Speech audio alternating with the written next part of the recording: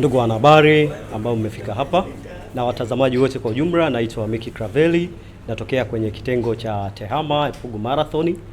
Nipo hapa kwa ajili ya kuelezea jinsi gani ambavyo utaweza kufanya usajili kwa wale ambao watajisajili online, na kama alivyosema Baba Askofu Mkuu, tutaweza kufanya usajili kupitia maparokiani, lakini kwa wenzetu wale ambao hawako maparokiani wataweza kujisajili kupitia online ili kuhakikisha wanaweza kushiriki hizi mbio zetu za hisani zitakazofanyika tarehe 30 mwezi wa 5 mwaka 2026.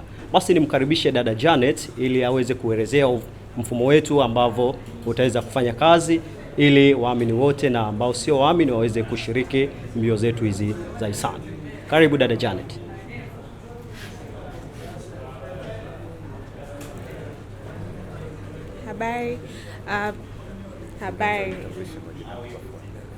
Habari, naitwa Janet Samuel Lidoma, mwakilishi upande wa biashara, kampuni inaitwa Evemark Tanzania, ambao tunahusika katika kutengeneza mfumo mzima wa malipo na tovuti mbalimbali.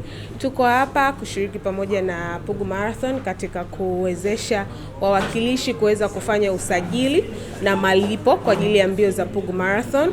Malipo yatakuwa yanaweza kufanyika kwa upande wa mitandao ya simu na kadi pia, ambayo itaweza kumruhusu mwenye simu ya kuperuzi na hata mwenye simu ya kawaida kuweza kufanya usajili na kufanya malipo kwa ajili ya Pugu Marathon.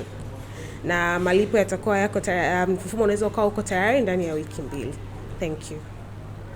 Labda kwa wale ambao hawana smartphones wataweza kufanyaje ili waweze kufanya? Yes, kwa wale ambao hawana smartphones, kufanya malipo imerahisishwa pia kwa ajili yao, hatujawaacha mbali. Kwa mwenye simu ya kawaida anaweza kubonyeza tu menu ya kawaida kuendana na mtandao wa simu anaotumia na kwenda kwenye upande wa kulipa bili. Kuna namba atakuwa anapewa pale ambako anafanya registration, ataweza kutumia namba ile kufanya malipo kwa urahisi zaidi. Asante.